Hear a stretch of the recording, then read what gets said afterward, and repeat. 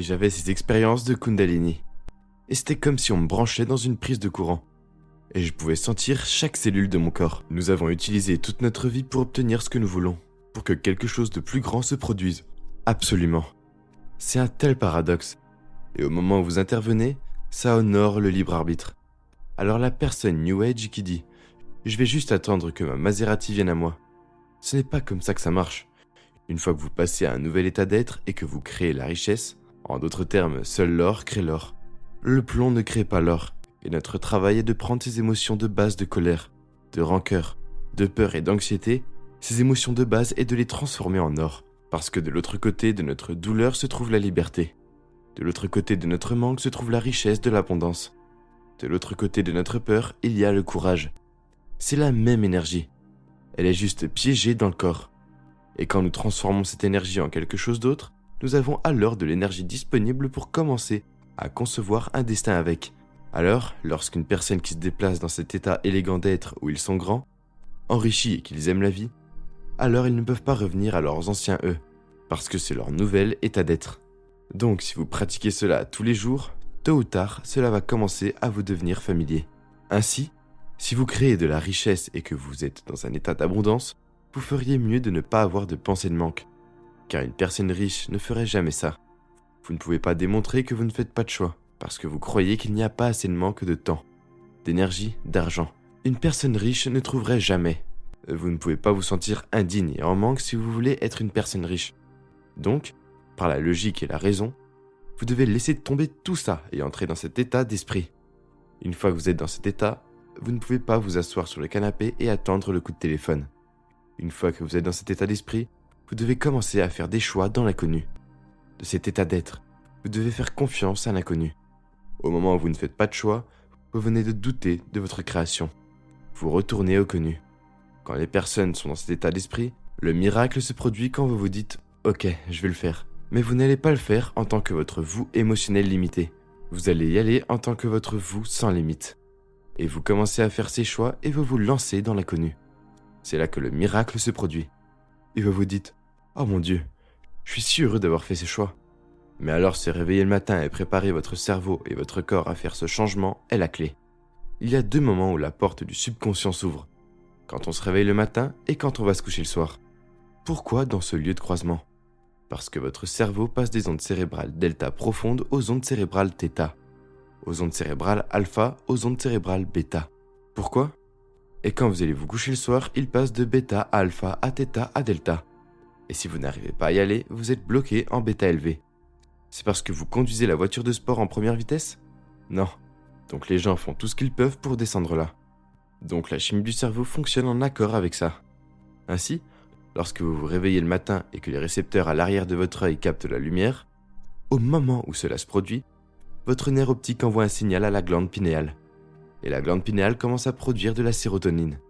Et la sérotonine est le neurotransmetteur du jour. En d'autres termes, la sérotonine vous permet de vous lever et d'avancer, et allume votre cerveau. Dès qu'il commence à faire sombre la nuit et que votre œil ne capte plus la lumière visible, le mécanisme commence à changer. Et donc, parce qu'il y a moins de lumière, le nerf optique envoie un signal à la glande pinéale. La glande pinéale prend la sérotonine, lui enlève quelques groupes méthyl et la transforme en mélatonine. Et la mélatonine est le neurotransmetteur de la nuit. Donc Sarah vous fait lever le matin et Mel vous met au lit le soir. Quand la sérotonine augmente, vos ondes cérébrales passent en mode bêta. C'est parce que vous allez faire plus attention au monde extérieur. Lorsque vous êtes en méditation et que vous fermez les yeux, que vous éliminez la lumière et qu'il fait sombre dans la pièce, que vous mettez de la musique en fond sonore, que vous mettez des bouchons d'oreilles, vous recevez moins de données sensorielles en provenance de votre environnement. Alors votre cortex n'est plus aussi préoccupé à essayer de créer un sens entre le monde extérieur et le monde intérieur. Vous oubliez le monde extérieur et c'est dans le monde intérieur que vous cultivez quelque chose. Donc, lorsque vous fermez les yeux et que vous méditez, vos ondes cérébrales se déplacent vers la mélatonine. Mais si vous vous réveillez le matin à 5 heures, devinez quoi ? Vos ondes cérébrales seront probablement en θ ou alpha. C'est-à-dire que vous êtes dans votre subconscient, que vous avez dépassé le stade de la pensée bêta, non ? On va se coucher le soir. Et ils ont des amis qui sont artistes, dramaturges et musiciens qui restent debout jusqu'à 2 heures du matin. Ils adorent ça. De 11 heures du soir à 2 heures du matin, ils sont de nuit. Ils sont à alpha. Ils ont toutes ces idées créatives. Personnellement, je suis une personne du matin.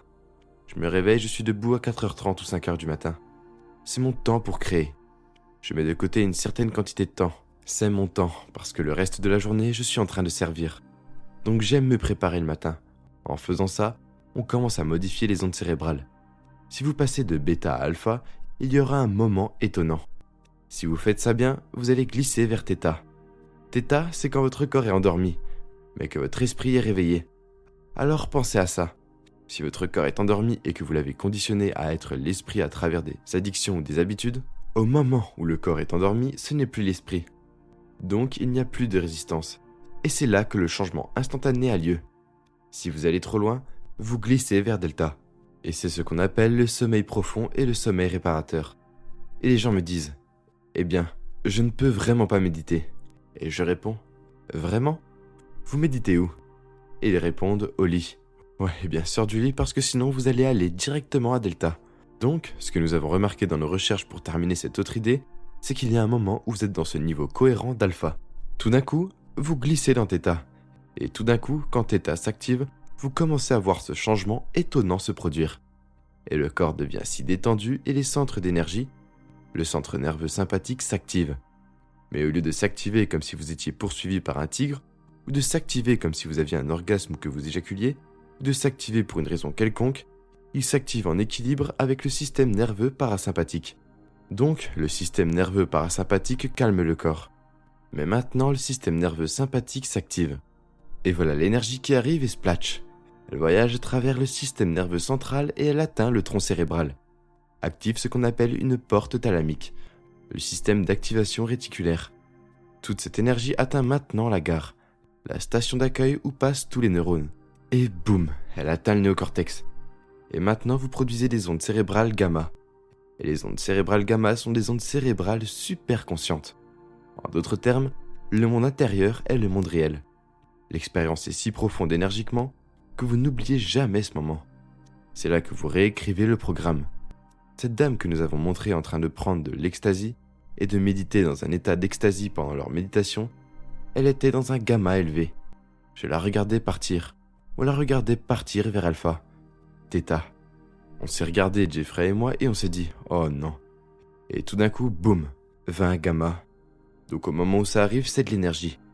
Désormais, le système nerveux sympathique est maintenant en équilibre complet avec le système nerveux parasympathique. La porte thalamique est ouverte. Le subconscient est hors du chemin. Il est libéré. Et l'énergie voyage maintenant vers le cerveau pensant. La personne devient super large. Vous avez juste pris le variateur de lumière et vous êtes passé de 20 watts à 50 watts. Ce qui est normal à 100 watts. Et nous l'avons vu dans toute la partie rouge du cerveau. Son cerveau était plein d'énergie. Elle était dans un état de catharsis. Elle pouvait contrôler ça. Mais pourquoi le voudrait-elle ? Maintenant, elle a un orgasme dans sa tête. Son cerveau a un orgasme, et ce n'est pas chimique, c'est électromagnétique. Voici ce qui se passe. Au moment où ça arrive, la mélatonine doit changer. Elle commence à se transformer en tous ces merveilleux neurotransmetteurs. La mélatonine est transmise dans le facteur alchimique de la glande pinéale. Il fabrique un produit chimique qui est l'un des plus puissants antioxydants connus de l'homme. En d'autres termes, il suffit de modifier un peu la molécule de mélatonine et vous avez une substance chimique contre le vieillissement, contre le cancer, les maladies cardiaques, les microbes et contre les maladies neurodégénératives qui flottent dans votre sang. C'est la première chose. Ensuite, si vous prenez de la mélatonine et que vous la modifiez à nouveau, elle crée une substance chimique phospholuminescente, la même que l'on trouve dans l'anguille électrique. Qu'est-ce que c'est ? Les neurones sont remplis d'énergie et il y a une lueur. Les neurones sont maintenant intensifiés et ils stockent de l'énergie. Et c'est ce qui donne ses couleurs et motifs pendant l'expérience. Et si vous changez à nouveau cette molécule, elle devient la substance chimique que l'on trouve chez les mammifères qui hibernent. En d'autres termes, pas de libido, pas d'appétit, le corps est statique, vous n'avez plus de pulsion. Et quel bon moment pour rêver, pour créer un futur où le corps n'est plus esprit. Reprenez cette substance chimique et modifiez-la à nouveau. Et c'est le plus puissant hallucinogène connu de l'homme. Et maintenant, vous parlez de la molécule de Dieu. Vous parlez du monde intérieur comme du monde réel. Et désormais, vous entrez dans une dimension. Et c'est là que vous passez de l'espace-temps à l'espace-temps. Et c'est la quête de la vision, ou l'expérience lucide, ou tout autre moment mystique dont on parle depuis l'Antiquité. Il faut un peu de temps pour que les personnes arrivent à ce stade. Mais quand les neurotransmetteurs changent, les substances chimiques sont une cause descendante d'un changement de conscience. Et quand ça arrive, juste ciel, parce que la personne ne sera plus jamais la même. J'ai eu des expériences, je les comprends, et vous ne pouvez pas revenir aux affaires habituelles après quelques-unes d'entre elles. Ok, et vous avez dit au début que vous avez eu ces expériences où vous ne vous êtes pas dit « Oh, je suis hors de mon corps ». Ok, attendez. Qu'est-ce que vous disiez ? Donc je suppose que c'est aussi la période de transition qui rend ce genre d'expérience disponible pour eux, n'est-ce pas ? Oui. Je pense que mon intérêt est de démystifier tout ça. Je veux dire, par rapport aux informations. Vous donnez aux personnes les informations. Vous leur enseignez comment le faire, et puis cela crée la transformation. Si nous pouvons mesurer la transformation, c'est plus d'informations pour mieux enseigner la transformation. Nous pouvons combler le fossé. Dans l'un de nos ateliers avancés, nous avons fait une méditation approfondie. Une des choses que j'ai réalisées dans mon expérience personnelle est que vous devez dépasser le point où vous voulez vous allonger dans votre méditation. Il arrive un moment où l'on veut s'allonger, où l'on veut abandonner, s'arrêter.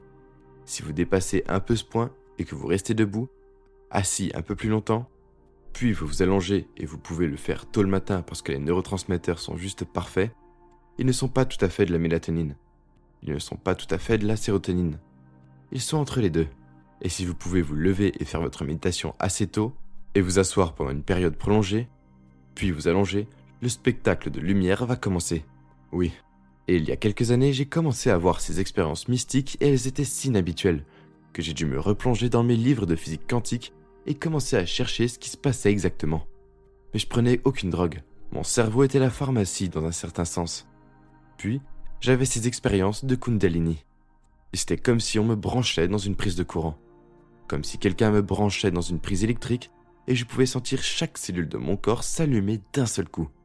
C'était comme si quelqu'un avait pris ce cadran et l'avait monté et c'était incroyable. Il y avait une signature énergétique d'amour qui venait avec ça. Oui, c'est la chose à laquelle je me suis le plus intéressé. Parce que quand j'ai commencé à avoir ces expériences, Regina, la première chose que j'ai réalisée, c'est que j'avais tout faux. J'avais vraiment tout faux parce que cette intelligence est si incroyablement aimante, et c'est ce que nous sommes. Nous sommes juste séparés d'elle. Nous sommes des particules au lieu d'ondes. Et quand votre système nerveux s'accorde avec cela et que l'électromagnétisme vient avec, la seule façon de le décrire est que vous êtes si présent, si conscient et si amoureux de l'idée d'être vivant que vous ne voulez rien d'autre. Vous ne pouvez pas vouloir à ce moment-là. Parce que si vous commencez à vouloir, vous perdez ce sentiment. Donc vous ne pouvez pas vouloir. Tout ce que vous pouvez faire, c'est juste être et aimer. Alors j'ai commencé à avoir ces expériences et puis j'ai commencé à penser. Eh bien, peut-être que nous devrions être en mesure d'enseigner cela. J'ai donc commencé à faire des recherches sur la neuro-endocrinologie, sur la chimie du cerveau de l'époque. Et puis j'ai dû commencer à expliquer ce qui m'arrivait. C'est comme ça que j'ai été impliqué.